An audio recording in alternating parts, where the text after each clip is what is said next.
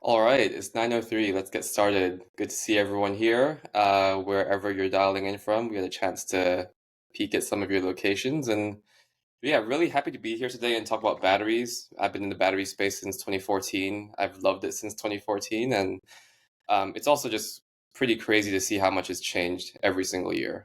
I'm very passionate about it. Yen here is very passionate about it. Um, so always trying to talk to more people around the world. Very excited today to talk about the battery report. It's everything that happened in 2023, last year. It's the best way to get up to speed quickly, as quickly as possible, to basically embed yourself in the battery industry, or if you want to branch into a different section, or maybe you're an outsider from a similar industry.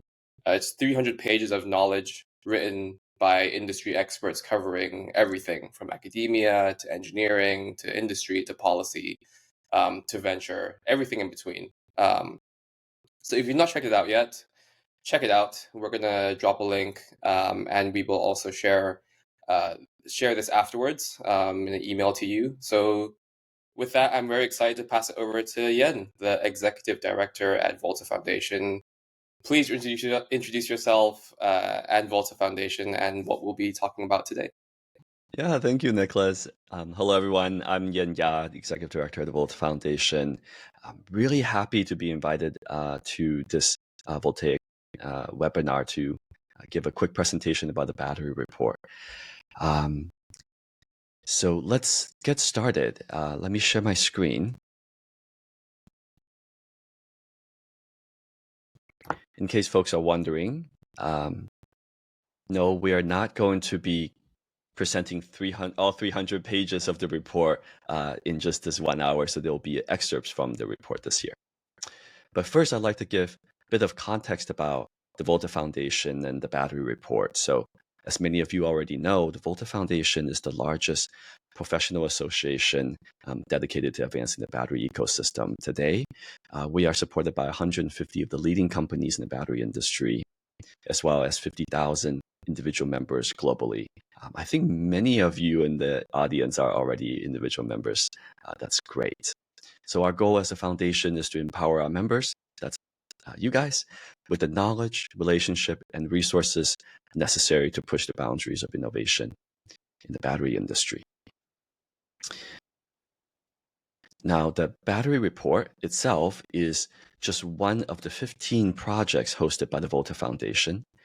The report is by far the most read report covering the battery industry, with every year over 100,000 downloads. So today I'm excited to share with you just some excerpts from our 2023 report. And it's our hope that this work will help catalyze more dialogue and improve understanding of this quickly evolving industry. How do we keep lights on? So the report is financially supported by our member companies, and it is provided, the report itself, as an open access resource for anyone interested in learning more about the battery ecosystem. So first, I want to give a bit of a monologue, just capturing a quick review about everything that's happened in 2023. And then in the following slides, we have a couple of dozen slides that dives more deeply into the specifics that we'll be talking about in this presentation. So in terms of highlights, the first section of the report covers industry.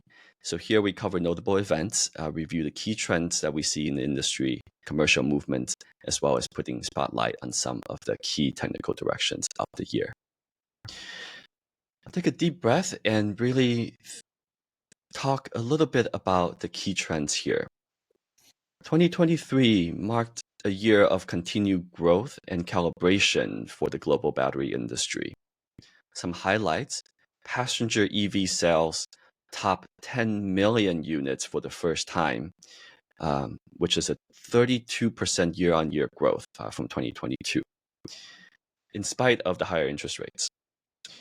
So we have growth, but also the average price paid for a new EV declined 25% in just 1 year, thanks in part to an EV price war as manufacturers compete for market share. Hey, Yen, just want to check in. You're still Yeah, showing the first industry slide. Is that intentional? that's Or did you? intentional. Yeah. So Okay. this is just a quick overview. I know we are don't worry, it'll be a lot more graphical in a little bit. So, but thank you, Nick, for the reminder. And that's actually a great segue, because this next statistic is quite shocking to me, but it's true. The average price paid for a new EV is just 4% higher than the overall new car market average. Not everyone knows this. I thought it's quite interesting. Okay, quickly, the cost of lithium has dropped 80% since its peak in 2022. And that has contributed to lowering battery cell prices by 16% to just over $100 per kilowatt hour. Then quickly, some major trends. There has been a dramatic acceptance by nearly all major OEMs of the NACS charging standard. Cell formats are trending towards large format prismatic cells. LFP adoption is happening.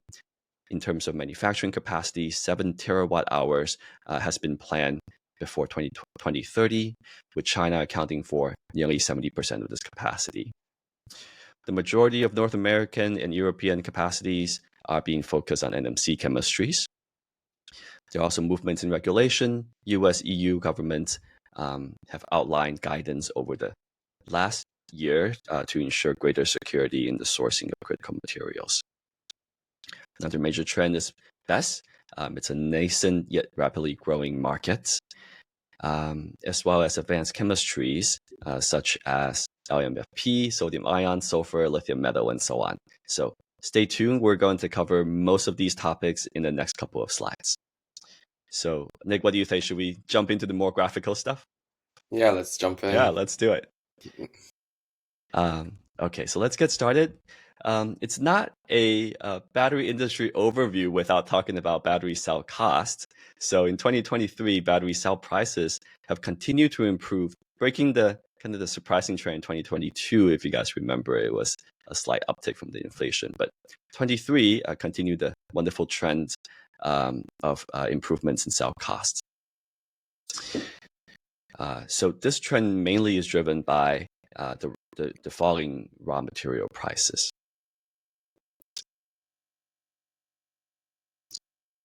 So that's what happened in 23, but what does the future hold? Cell costs are expected to continue to improve for consumers. BNEF projects $55 per kilowatt hour for LFP and $65 per kilowatt hour for NMC by just 2028. So really excited about this trend here.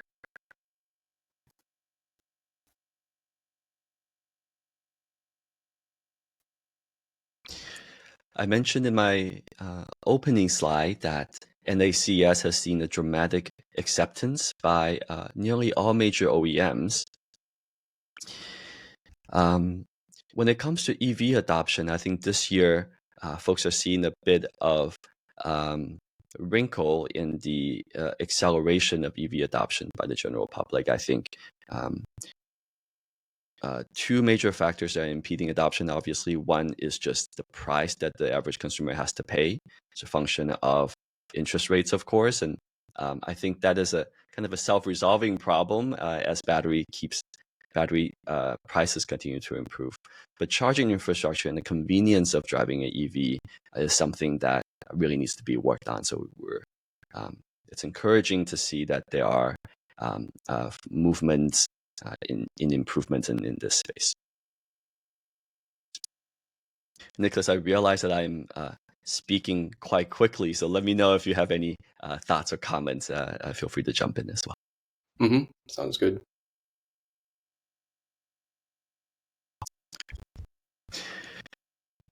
Something that that's kind of top of mind in terms of conversation is the future of lithium-ion battery production capacity. Now, most folks are familiar with the idea that China is leading in the installed manufacturing capacity for batteries. And this slide shows a projection by 2030, the distribution of manufacturing capacity between the different regions. So we see China at 4.6 terawatt hours, and the US and Europe accounting for about a quarter to a sixth of that capacity. Yeah, the main message I'm seeing is that, battery manufacturing is growing a lot. There's a lot of expansion in the US and in Europe, but ultimately Asia is, continuing to heavily outweigh the rest of the world. They're such a battery manufacturing powerhouse now, and they've gone through this whole journey since the 2000s, right? Through heavily investing in the early 2000s, um, to get to where they are today in 2024. So, if we go through that same scale up, which we are, it's going to take a while to get to that scale. And so thinking about different ways to do manufacturing a little bit differently to hopefully it doesn't take as long, and hopefully we can do things a little different as well. But yeah, very fascinating and interesting to look at the growth and distribution of where these resources are around the world. Yeah, that's a great point, Nicholas. And I see that most of the people in our audience are in the US and Europe. So I'm sure this is a topic that's near and dear to many of the people um, paying attention today. So diving more deeply into the idea of where manufacturing is being made, here's a map of the gigafactories in North America. I think when we think about gigafactories, most people think about the Nevada Panasonic Tesla plants, but actually it's a bit of an outlier. Most gigafactories are being planned, around Detroit and around what's being known as the battery belt. So it's quite interesting to see just geographically what the distribution of this is. Another thing to note is in terms of job opportunities and workforce development. In the past, the battery industry has been kind of a coastal plus Michigan type of industry, but as manufacturing ramps up, perhaps there will be more jobs in the middle of the country as well. This distribution in Europe, we see UK, Germany, and the rest of Europe um, building gigafactories.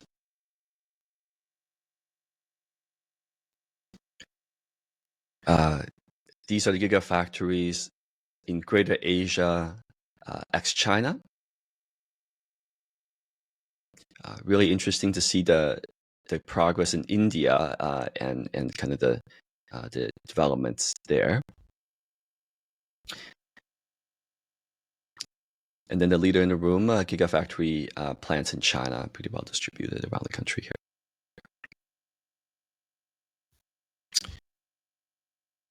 So beyond the geographical distribution, here we also have a slide looking at the market share distribution amongst the top manufacturers globally. So here we see a clear leader in CATL, market share almost, twice as high as much as BYD, followed by all of these leading companies here.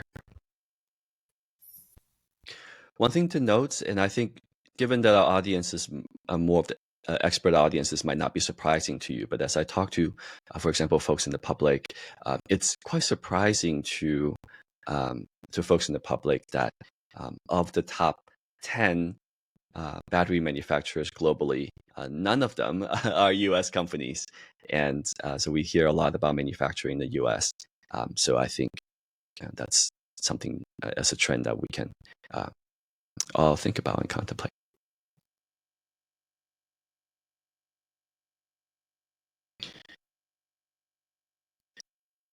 Also, there's a word that I like called dogma, which is learning by other people that's not examined.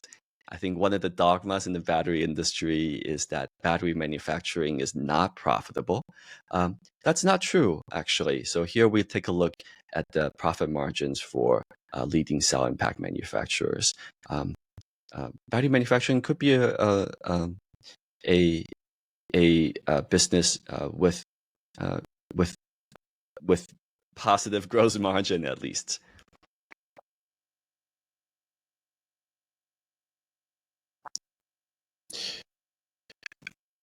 Another slide on the theme of geographical distribution and differences. So this data I remember learning about a couple years ago, and I found that surprising when we are just starting to build gigafactories in the US.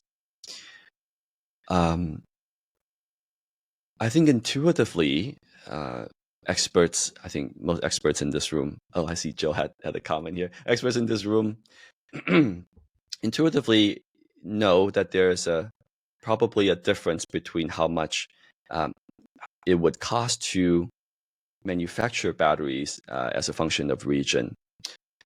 And in fact, the slide shows that battery production in Asia in terms of capex is about half as much compared to the US and European manufacturers. I think that's it's very interesting. So going back to what I said earlier, it's like China's been investing since 2000s. So it's taken 20 years to get down from say 100 million to 50 million euros or dollars per gigawatt hour. Ultimately, I see this as like the cost of learning, right? It's just like how much it takes to learn how to manufacture batteries, how to source talent, how to work and train your talent, how to source your materials. All of this takes money. And so how to build a factory and get it up and running at steady state as quickly as possible to get down to 50 or 55 million euros per gigawatt hour should be top of everyone's mind. It's definitely what I'm focused on as well.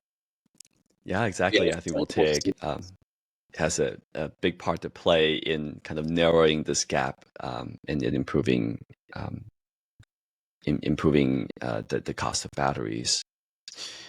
I think sitting where we sit at Volta Foundation, another thing to think about that's contributing to this sort of cost disparity is on the ecosystem level. So labor, vendors, vertical integration, where you need to source raw material and equipment and so on, contributes to this cost. So I would love to see more discussion, of course, about technology, but also about the ecosystem, how we can build a robust ecosystem for the industry globally.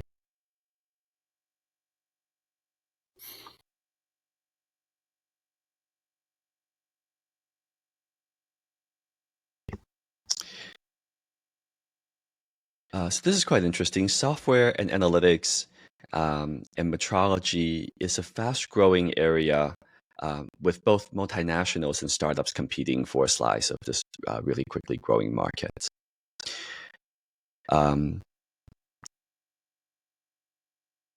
It's a couple of categories in this market. There's R&D analytics, process control, manufacturing analytics, in-field analytics, and so on.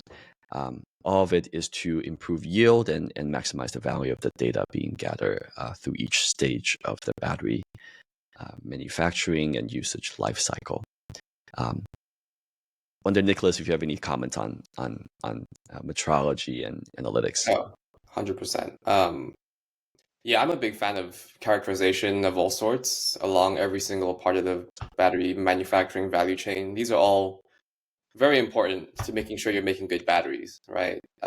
Whether you're looking at ultrasound on the left-hand side or for wettability and defects or welding depth or electrode thickness, homogeneity, and electrode quality, it's all very important. I think one thing that manufacturers and other engineers from similar industries are realizing is that a battery is such a accurate and precise thing, and measuring these things and making sure that all of these measurements are accurate and precise is very critical to making a good battery. But I also think like a measurement is just a measurement at the end of the day, right? You need to make sure that these measurements are actionable in practice. So if we're doing these things, if I'm an engineer on the battery manufacturing line and I see a signal is off, having a very good system and method to communicate that to the engineer to quickly fix that problem or find whatever problem is associated with that signal,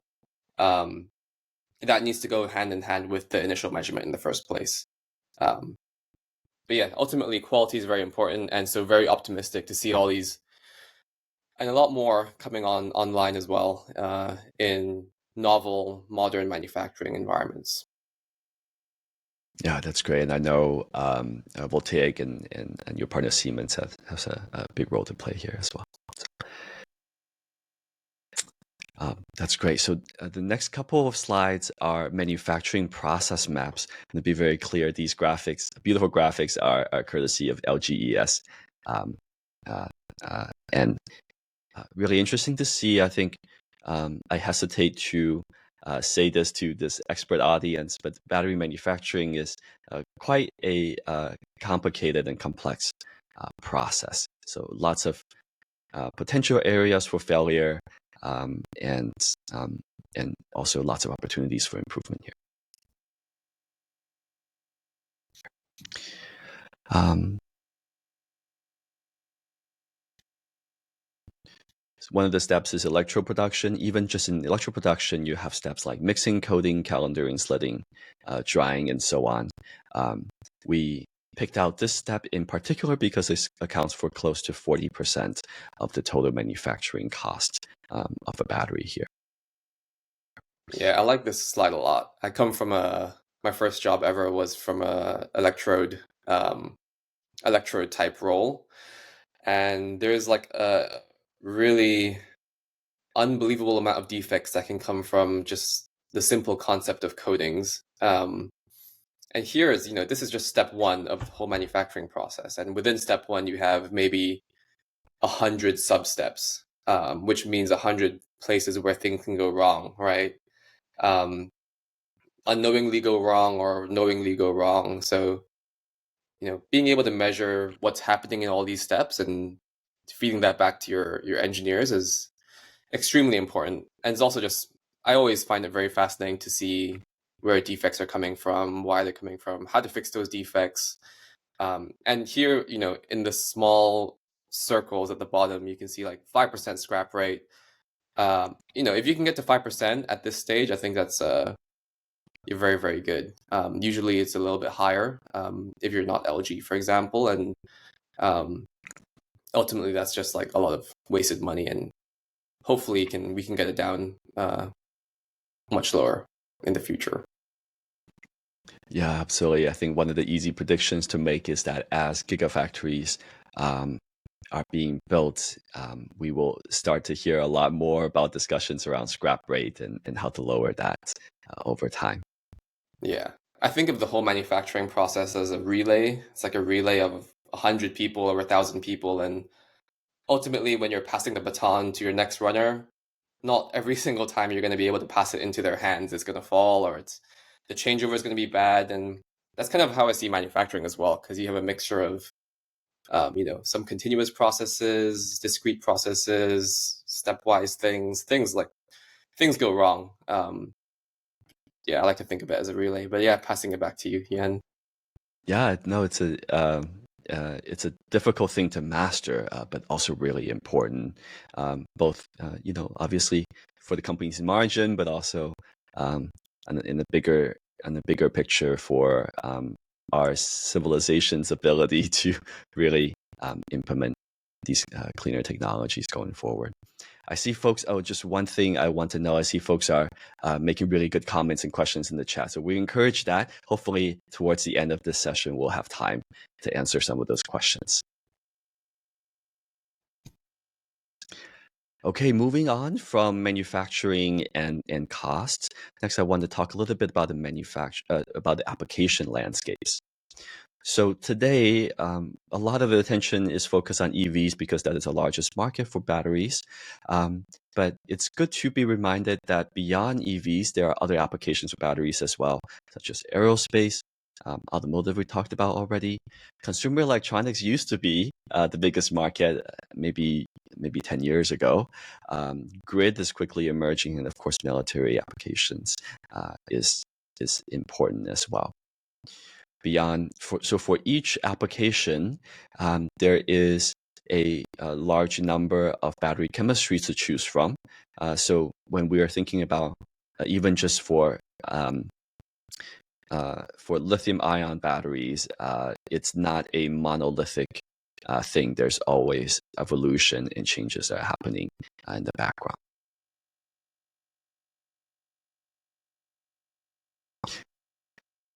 All right, now that we've given the obligatory recognition of everything other than EVs, let's go back to EVs. One trend that's kind of in the news is about EV adoption. One note I would say is, I think in the short term, things are hard to predict, but in the longer term, we're confident that EV adoption will continue given that it's a potentially a better, cheaper, more reliable technology compared to fossil vehicles.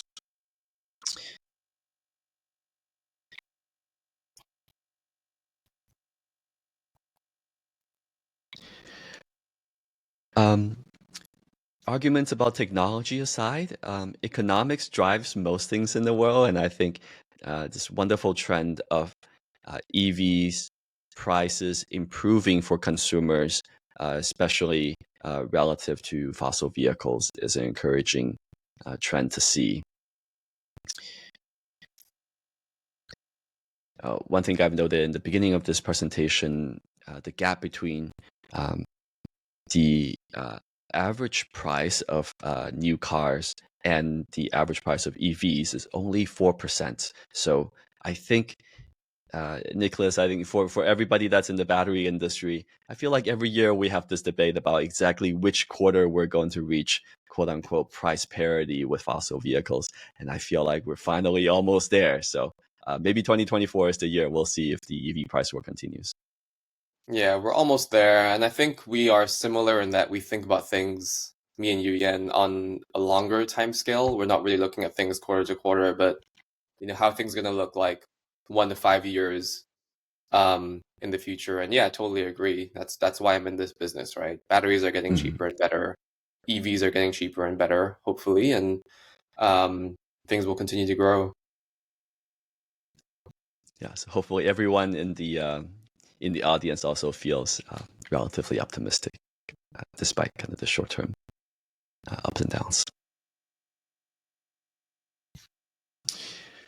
A lot of talk has been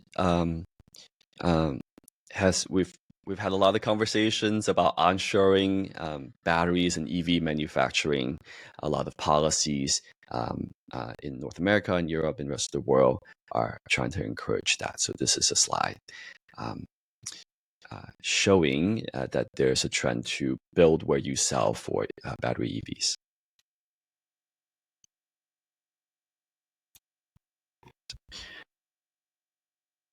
Okay, moving on from manufacturing and politics, let's talk cell design. For the last couple of years, I think 10 years ago, I suppose, when Tesla first started making Model S's and Model 3s, cylindrical cells used to be dominant in the EV industry. But we're seeing a trend of form factors trending towards large format prismatic cells. Part of it is driven by this transition from nickel-based chemistries to LFP, and most LFP cells are prismatic. But yeah, this is an interesting trend that we're seeing in terms of form factor. In the historical lens, I think the entire industry is in the early stages of technology development and optimization. So I think year to year, there's significant changes in form factor and chemistry that manufacturers are choosing, which is a great sign. That means that there's still a lot of room for improvement and optimization. Another slide showing the ascendance of prismatic cells compared to cylindrical and pouch cells.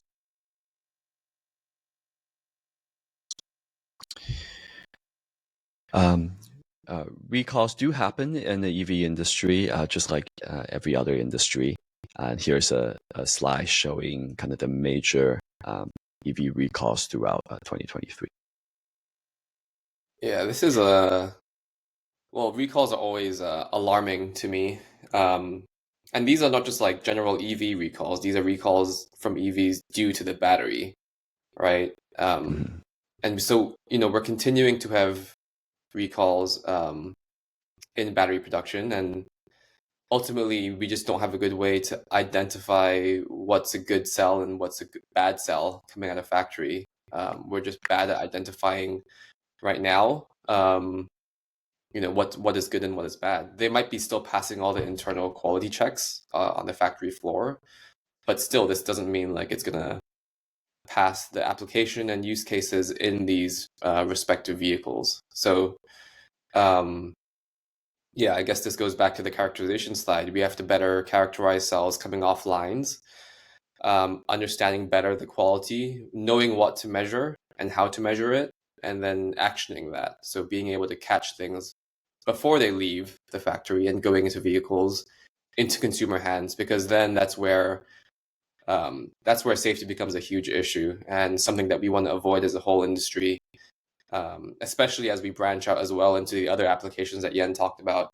We start going into EV tolls, for example, flying taxis, flying cars, um, heavy duty ships, and things like that. Safety becomes of paramount importance. So, um, sure, if we have one or two recalls or like a few fires here and there, and in places that are bad, but still, they are going to get a lot worse if we don't get better at catching these things.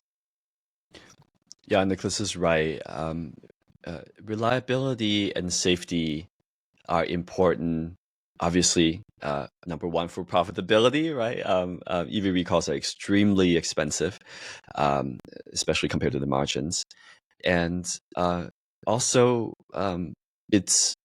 it hurts adoption of the technology, right? The way that we communicate to the public is really important. I think, generally speaking, our industry um, doesn't pay enough attention to the way that we communicate to the public about the advantages and the benefits of our technology. So just since I have a soapbox today, I will maybe issue a call to arms for all of us to be more thoughtful about how we communicate to the public about what it is that we're working on and how it can benefit them.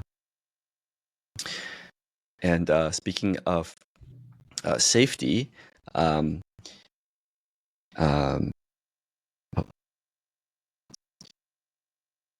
so one of the emerging trends in the battery industry is energy storage applications. It's a nascent yet rapidly growing market.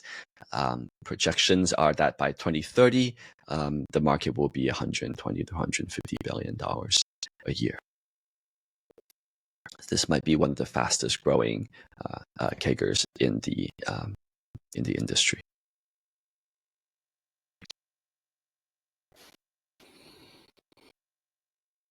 I mentioned before that we don't have time to cover every single slide in the battery report. So actually many slides in the battery report is just market intelligence. So here's an example of just a list of the key players, cell suppliers, integrators in the BESS segment.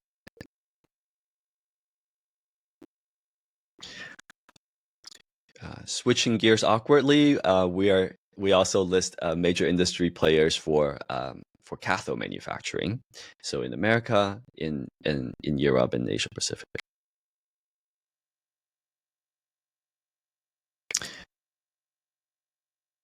So besides sodium ion, another trend is the emergence of sodium ion batteries that's being quickly commercialized. The sodium ion industry is just working through the beginning innings of this trend towards sodium ion. And I'm seeing a lot of really wonderful techno-economic studies as well as technical and scientific improvements being made for sodium ion. So this is a good trend to keep an eye on.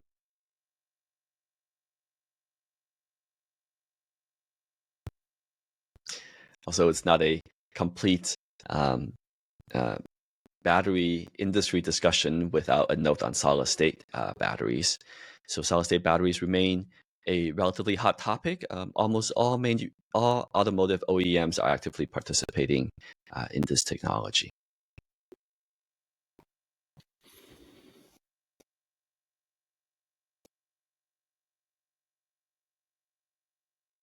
So beyond industry, a lot of research obviously is happening in the battery industry. So looking over at the development in academia, the number of scientific research papers have leveled off a bit in 2023 after a decade of continuous growth. Sodium ion, like we mentioned, is gaining popularity, and China maintains the lead in research volume. I think when I'm talking to members of the public, they find this surprising as well. I'm surprised as well, to be honest. In my mind, I always see, I guess, the US or UK plus Europe as some, strong academic powerhouses, which they are. But also, China's publishing very quietly and publishing and patenting very quietly in the background, continuing to dominate both manufacturing and academia, um, which is cool.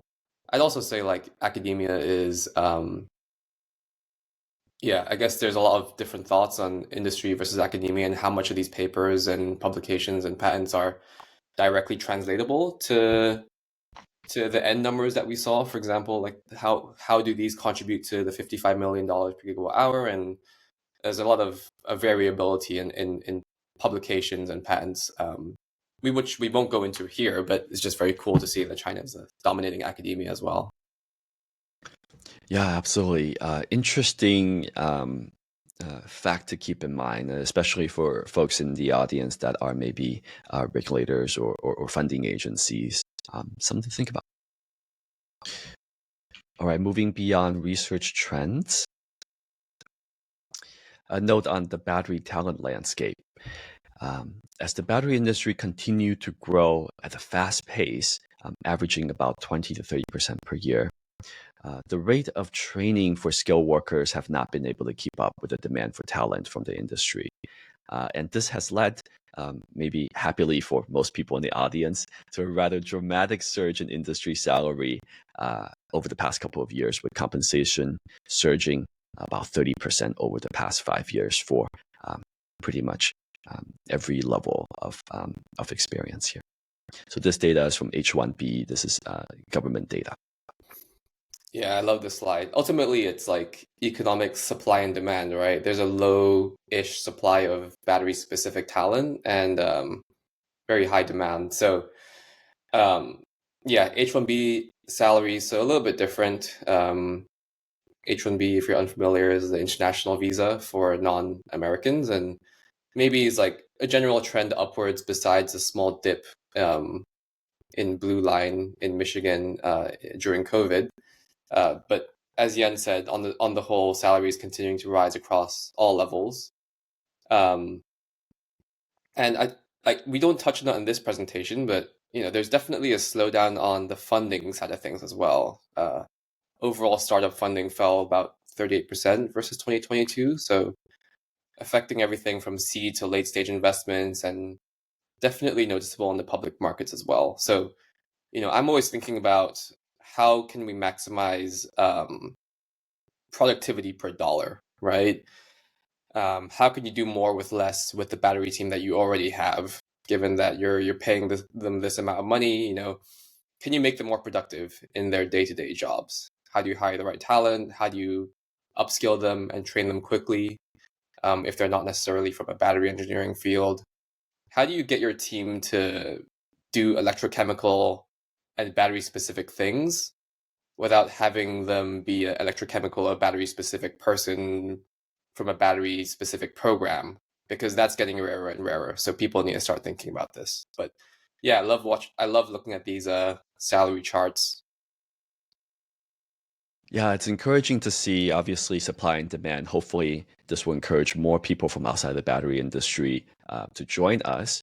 Like Nicholas mentioned, as companies are paying more for battery talent, it's important to make sure that all the battery experts in your company are as productive as possible. And so I'm sure Voltaiq has a lot of tools to maximize the productivity of the skilled workers that companies have. So excited to see this trend. Just in a more conversational note, this slide surprisingly became one of the more popular slides in the battery report. Companies are using this as a kind of reference for where to set compensation. And for me personally, I find it encouraging that individuals, employees are also using this as a reference when they're negotiating their offers. So hopefully this is helpful for everybody in the audience, whether you represent the employers or employee side. Yeah, it's definitely helpful. Yeah, we should add more lines to it as well in the future. Different more countries and states if possible. Yeah, in the battery report, there's a bit more resolution, a couple more slides on this topic. So if you're interested, especially if you work in HR, for example, worth Mhm. worth a look. For folks that are just thinking about, what roles are most in demand in the battery industry, including other companies, these are kind of a breakdown of the different roles that companies are hiring for. So surprisingly, it's not just battery experts that people are hiring. It's all kinds of skill sets, A lot of software. a lot of software. A lot of software, a lot of battery people who are expected to know software and vice versa, which there sometimes isn't like a big intersection in the Venn diagram for, right? Um, Yeah, I know, for chemists and example, like, programmers don't tend to sit in the same part of the Venn diagram. I'm a chemist, so humbly, yeah, I'd say I'm not a good programmer. Um, all right. So I think this concludes the kind of the prepare part of my presentation. Before we jump out, I want to make sure to recognize the authors for the battery report. This year, the battery report was created by more than 120 contributors from more than 100 different institutions. So if you're not familiar already, the battery report is a massively collaborative project done by a lot of the people, experts in the industry. So really grateful for their contribution towards making this incredibly useful resource for the entire ecosystem. And this is a list of the contributors this year. cool. Yeah, we have a wonderful list of advisors as well. Okay, let me stop sharing my screen and maybe we'll take some questions, Nick. Yeah, nice. Thanks for the presentation, Yen. I'll start off with a fun one on talent because I know you have a lot of focus on that, and I assume a lot of people reach out to you in your day-to-day work, and I guess from your personal experience, have you been seeing more people get involved in the last 3, 4 years? Are they well equipped to be involved, and are you seeing it on a scale where we can appropriately fill gigafactories in the US?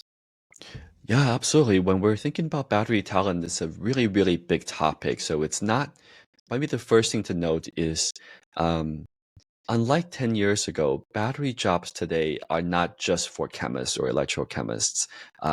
People with all kinds of skills in business and marketing, um, in software, in mechanical engineering, can find wonderful jobs in the battery industry. The question today is how can they make the transition into the industry? There's obviously a lot of demand for skilled workers, but what I see today is um, the way to transition into the industry still requires a bit of activation energy.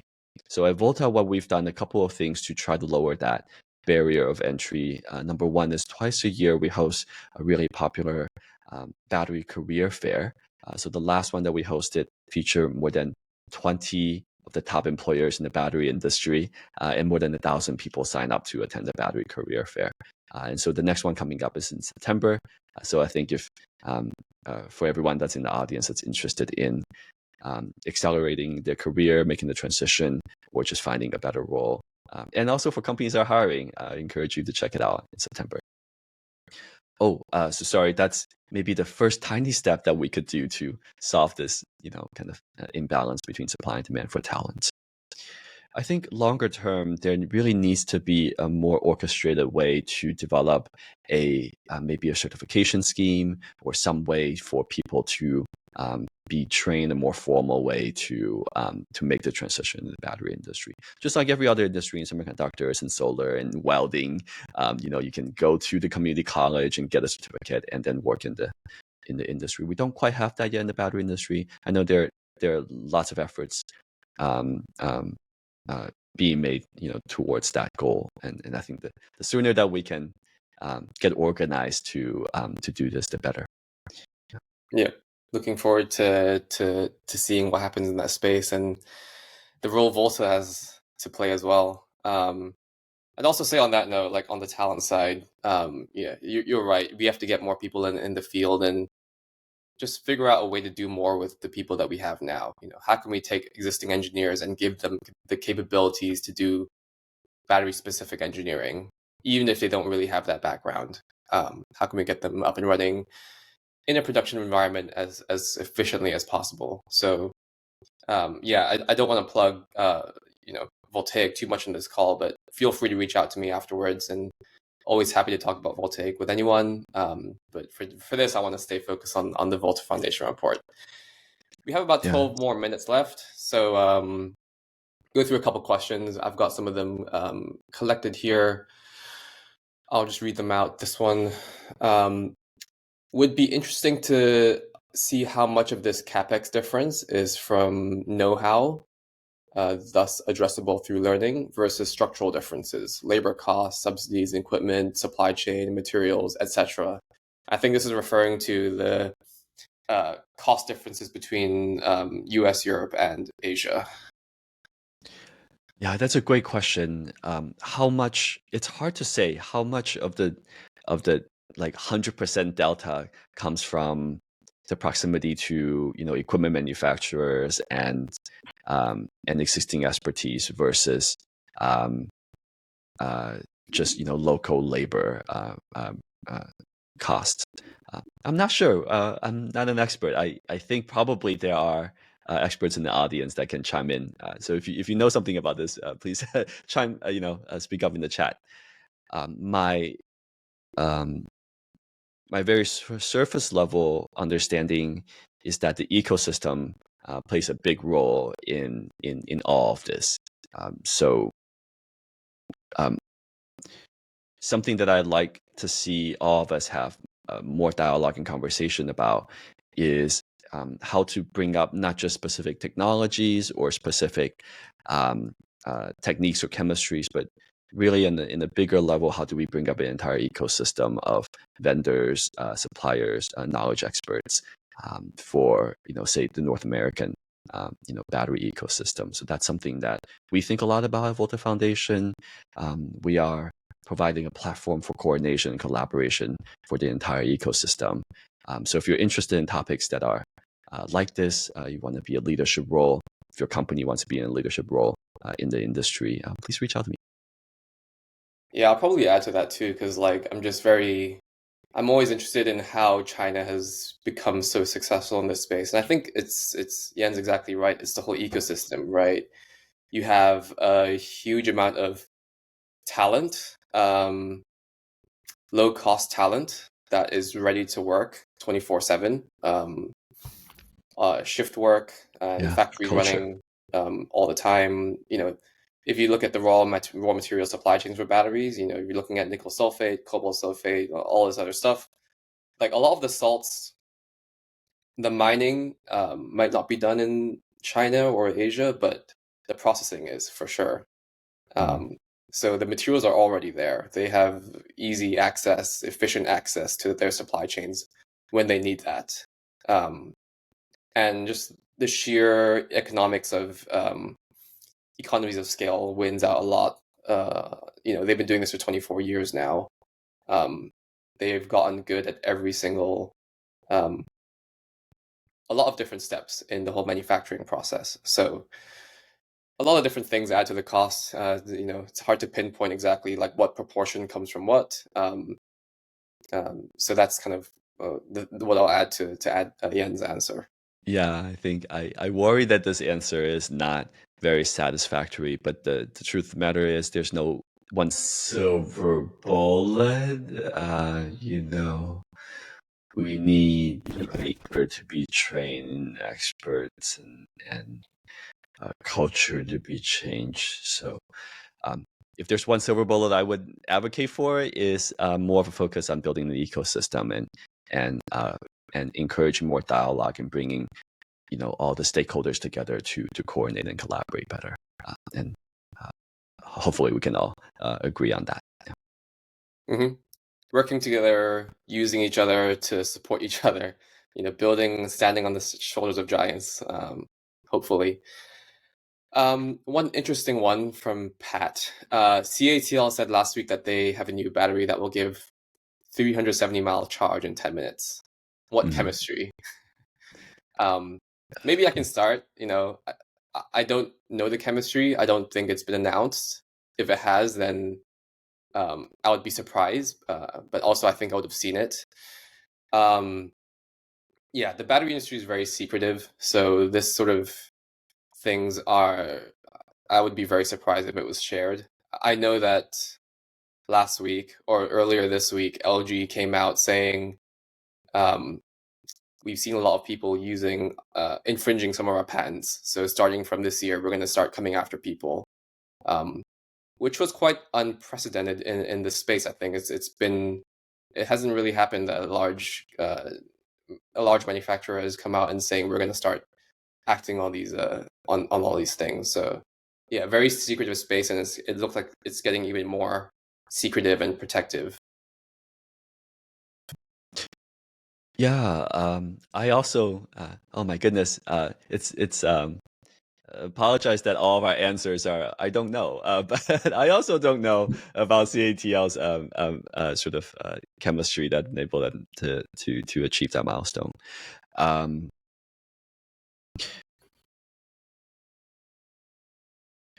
Oh, my thought escaped me, so maybe we'll go to the next one. I'm sure it'll come back to me. Sure. We didn't talk about this today, but any news on vehicle to grid availability?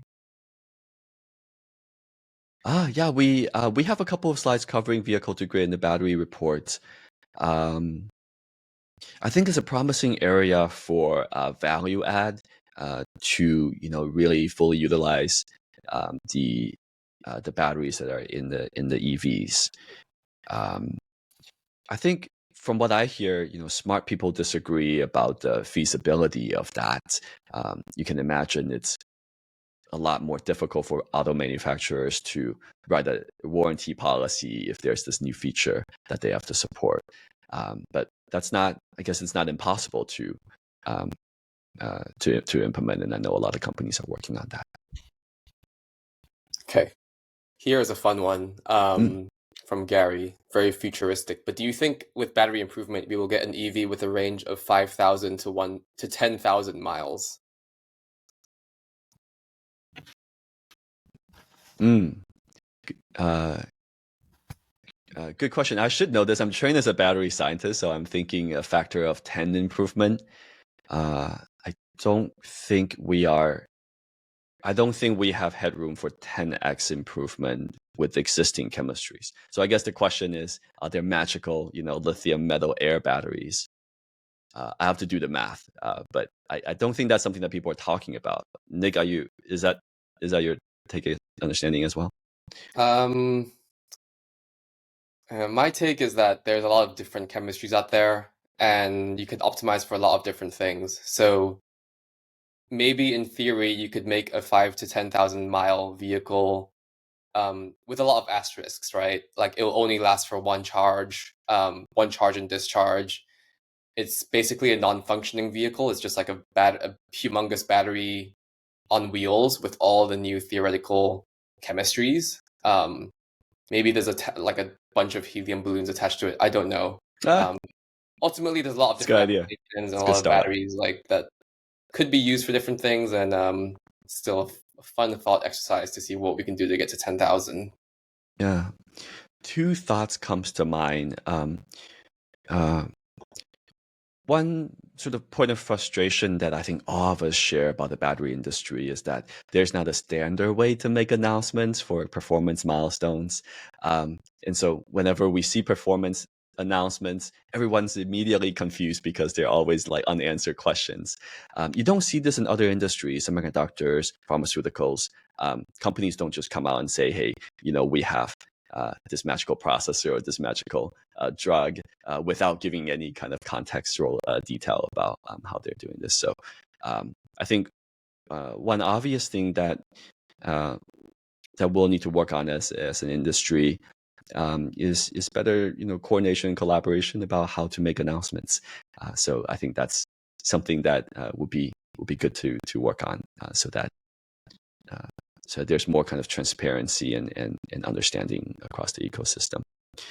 The second note, now that we're talking about wildly better performance metrics, I'm trained as an engineer, and one thing that I always worry about as an engineer is when you're given a material that's much better than previous, to make sure to apply it to new applications that it unlocks, rather than to make the previous application that much better. So for example, if someone were to give you a lithium-ion battery in the 1980s, don't make a flashlight that lasts 2 months. Like, make an EV or make a laptop, right? So I think if someone was to give me a battery that can make a car go 10,000 miles, go 1,000 miles on a charge, probably that battery has more value in other new applications that we hadn't thought about yet. So that's just my 2 cents about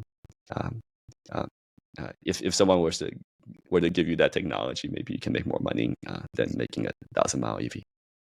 I want to, yeah, especially on the first point, on the testing side, there are no standards for testing. Well, there are, but they're not commonly used across every single company in the space, and so that makes it very. There's not like a benchmark, yeah. There's no there's no strong benchmark. Before my current role, I used to work in the investing space, and one of the things that we always looked at was companies have different cycle life and charge curves and things like that, and we're always asking the same questions. It's like, hey, what C rate did you use to charge and discharge? Like, what voltages did you use? Because we know that everyone's using different things. So yeah, looking forward to seeing more of that in the coming years. Just honest engineering, standard ways to do things, and standardized performance testing. We are at the last 1 minute, so just wanted to, we didn't get to all the questions, but feel free to reach out to me or Yen. We'll send out an email. I saw some questions about that. We will send out an email. We will send out a recording to this if you signed up, and you will see this on our socials as well. Just want to give a big thank you again, Yen, for the presentation. Thanks for your time. Thank you, everyone, for listening today. And we'll see you soon. And if you have ideas for future topics we should cover, reach out to Voltaiq at info@voltaiq.com, or reach me directly at nicholas.yiu@voltaiq.com. Any last closing thoughts, Yen? Yeah, thank you so much for the invitation for this webinar. Really good engagement from the audience, and really great to see old and new friends again. If you want to learn more about the Volta Foundation, check us out at volta.foundation. Cool. Thanks, everyone. Yeah, thanks, everyone.